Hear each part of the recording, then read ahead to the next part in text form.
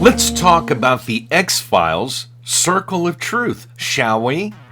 This is a fun little game, little story associated with this. My daughter used to get the Loot Crate years ago.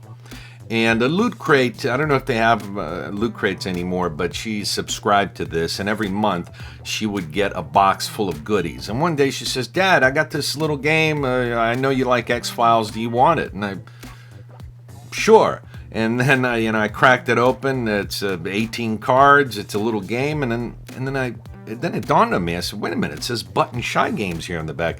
This is essentially Circle the Wagons, which is a Button Shy game, right? They just rethemed it, and there are a couple of important differences that I need to mention here. Okay, but essentially it's the same game. Okay, Circle the Wagons, Button Shy Games, and this one here, which IDW Games and 20th Century Fox, along with Button Shy Games, put out because it's the X-Files, right? And this used to only be available through Loot Crates. Now you can get it in different places, but back then it was only through Loot Crate. So I looked through this. I played this game a few times, and it's pretty cool. I don't have Circle the Wagons yet. I love Spirlopolis, Agropolis, Button Shy Games, love those. But I don't have Circle the Wagon because I have this. But I am going to get Circle the Wagons, and I'm going to explain to you why and the difference. So, gee, Alex, how do you play this game? Well, you're going to get 18 cards, right? There's a couple here turned over. I didn't want to show you that just yet. You get 18... Oh, they're all mixed up. You get 18 cards that are going to have these different blocks, right? You're going to notice that there's icons, right? And the backgrounds are considered areas, okay? They have specific names, like that's mountain, this is sewer, that's the forest. I sometimes, because they're both kind of green, I get these confused. I got to pay attention, especially in low lighting situations. But these, you got icons, you got different icons, and then you have the areas, the background here. So just consider the colors, right? But again, they're different things. This is I'm not sure what this is, the yellow one. The lab, maybe? I'm not sure. Here they are here. Do you? Anyway, here they are here, the different ones, and it says right there what they are, right? You have, that's the yellow one is the field. It's the field, right? Because that's like corn. I got to put my spectacles on to be able to see this stuff. Yeah, the yellow one is corn, right? So those are considered fields. But anyway, you have them here. It's sewer, forest, mountain, field, office, and lab. But look at the colors. Look at the colors, okay? So that's what the cards are. There's 18 of them, right? Now, in the back of every card, you have additional scoring situations, right? Which makes the game very interesting, and wow, what incredible variability, right, as you play this game, because all 18 cards will have different scoring things in the back. But here's how you use that. In the beginning of the game, you shuffle all the 18 cards. You shuffle them all. And then you're just randomly going to take 3 of them out, okay? And these 3, for that particular... This is a 2-player game, by the way. 2-player, okay? Exclusively a 2-player game. These 3 cards are going to be the ones you're going to use for that particular session, right? So, with all 18 cards having different scoring situations and sometimes penalties, right? In the back of the cards... Every game is going to be different. You're always going to have to consider something different. So you mix the cards. You take 3 cards out. These 3 are going to be used for your investigation, right? Because after all, we are talking about the X-Files. This is an investigation going on here. And then you place the cards in a circle like that. The other 15 cards in a circle with the 3 additional scoring cards in the center. Okay. And by the way, a little later I'll tell you a way that you can play if you have very limited table space without having to put 15 cards in a circle like that.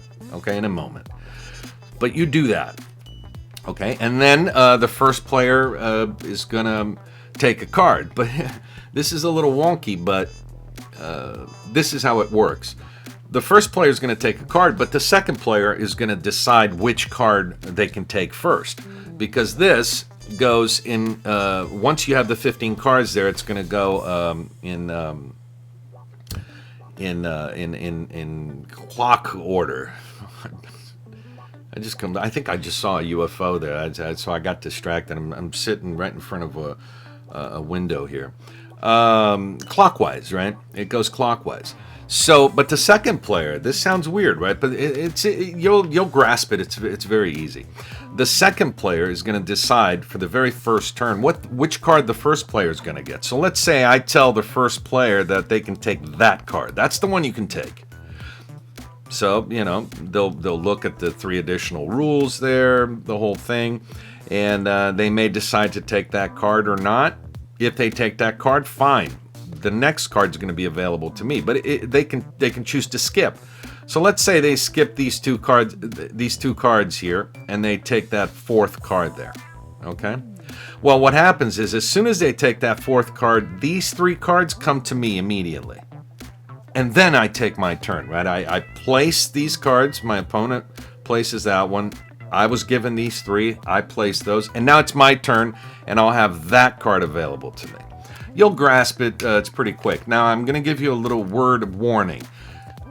Get a little token or something, and make sure you know whose turn it is. Because when you start, you know, if you choose to skip cards and then the opponent gets the card and we're placing cards, it happens often, especially when you're first playing this game, that you'll say, wait a minute, was that my turn, or were these the skipped cards that I got, or whose turn is it? Is it your turn, my turn?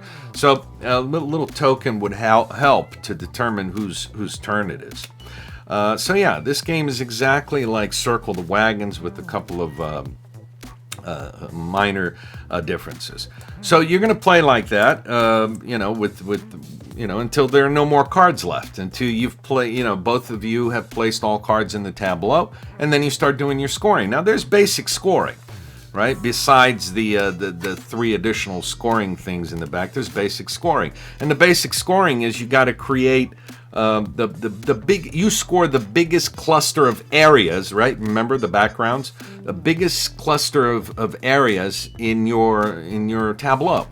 And this card alone gives you 3 reds, right? So if you pop a couple more reds on there, you know, like you might have this situation, and now you have 4 reds. So you're just going to look and see what the biggest cluster of areas you have in your tableau, and you're going to score those. So if this was the biggest cluster here, I would score 4 points, and then we would be looking at the additional scoring situations here. Let me just go over a couple of these very quickly.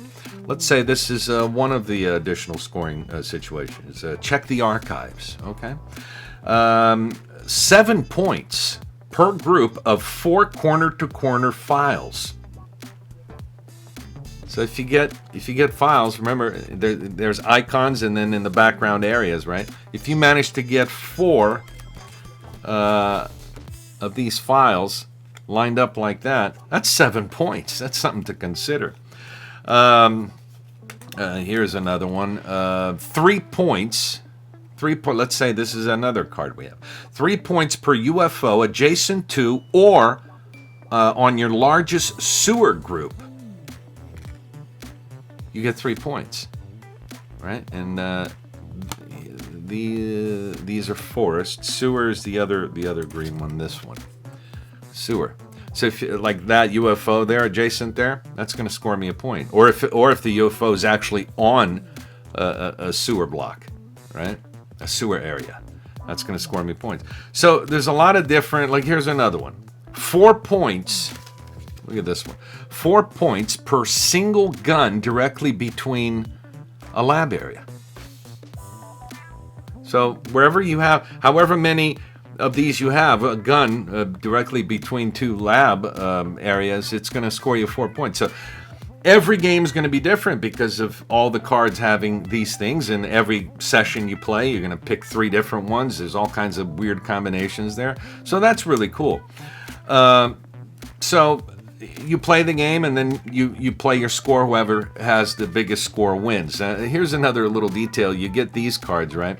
Now, Mulder here is trying to. These are investigations, right? Mulder's trying to prove in the investigation, this thematically, that it is a paranormal occurrence.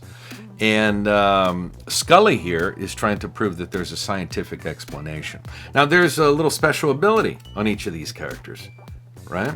Mulder here can turn one alien into any background. So, let's see. Let me give you a little quick example. So I got an alien, only one alien, right? Not every alien on the table.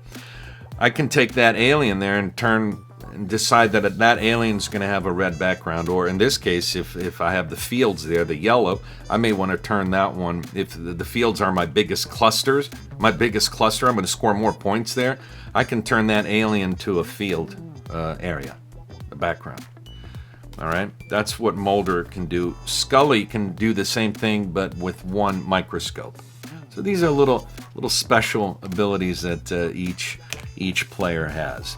I did find a misprint on this. This is, let me share that with you. And by the way, I think I mentioned this, but I'm going to show you a way that you can play this game if you have limited table space without having to put all the cards in a circle like that. Because, putting 15 cards in a circle, and not only the 15 cards in a circle, but you and your opponent are going to be placing cards on the table, right? Only vertically. You cannot place cards horizontally. It's going to take a certain amount of room on the table, but I'm going to show you a little way where you can play the game and not have to do that. But let me here. This is it. Lights in the sky. There's a misprint there. There's a misprint. There's no way. This card says score points per set of adjacent UFOs in a straight line. There's no way you can put 50. I don't think there are 15 UFOs in these cards, right? So this here should read on top where the UFO is 2, 3, 4, 5, 6, right? So if you manage to get 6 UFOs in a straight line, you get 15 points. So that's a misprint. Keep that in mind. You can just get a pen. I never bothered, but you can get a little pen and fix that. I don't know if the current printing of this game they fixed that or not. I'm not sure. Now, let me go over real quick how you can play this game without putting all the cards in a circle. I've explained how you choose cards, right? You can choose to skip a card, but whatever cards you skip goes to your opponent, etc. Well, this is very simple. Instead of putting the cards in a circle like that, you just have the 3 scoring cards on the table, and you keep the cards like this in a stack, right? So let's say these were shuffled. I looked through these without changing the order, right? Because we shuffled them. And I decide that this card here should go to my opponent. So I just cut the cards right there. And I say, okay, like I explained earlier, the second player determines what the first player's first card can be. And the first player has the choice to skip. So let's say I say, that's your first card, okay? The first player can just look through these real quick and go, I'll tell you what, I don't want that first card. I want this second one here. So then they take the second one, they give this one to me, and that's it. So you don't need to put the cards in a circle. You can just keep them stacked up like this, and it works the same way. It's my turn. The next top card is going to be the card that I have to take. If I like it, I just take it. If I don't like it, I look through and I go, nope, I want this one here. This one's good for me. And then these 3 cards go to my opponent, and I take this one. These 3 go to my opponent. And now on my opponent's turn, that's the card they have to take. You get the idea, right? So you can play this game without having to. But I think that, the game is called Circle of Truth, based entirely on Circle the Wagons from Button Shy Games. And that's why I guess they create the circle. You could easily play it by just having the cards stacked. Another point, and an important one, and the reason why I'm going to get Circle the Wagons, the quality of these cards. Listen, I have Button Shy Games here. And the cards that come in the Button Shy games are very nice. They have this linen finish, very nice cards. These, very, very basic cards, right? So I want to get Circle the Wagons because it's just nicer cards. It's a Western theme. It's kind of cool. But yeah, the cards here are just, you know, it's I don't know. It's just sort of a cheap quality. You can play them. I mean, listen, you're not going to be throwing these around or anything. They're not going to really get damaged. You know, I've played this copy a bunch of times. It looks brand new still, practically. So, you know, just but the Button Shy cards are this really nice linen. Go look in my videos where I talk about Agropolis and Sprawlopolis and stuff, and the cards are very nice. These, not so nice, okay, but functional. But functional. So there you have it. I hope I didn't confuse you with anything. This is the X-Files Circle of Truth. A neat game based entirely on Circle the Wagons by Button Shy Games. It's just a great two-player game. If you didn't know anything about this, I highly recommend it. Go check it out. You can still get this X-Files themed version, or you can go to Button Shy Games and get the original Circle the Wagons. And there you have it. I want to leave you with a thought.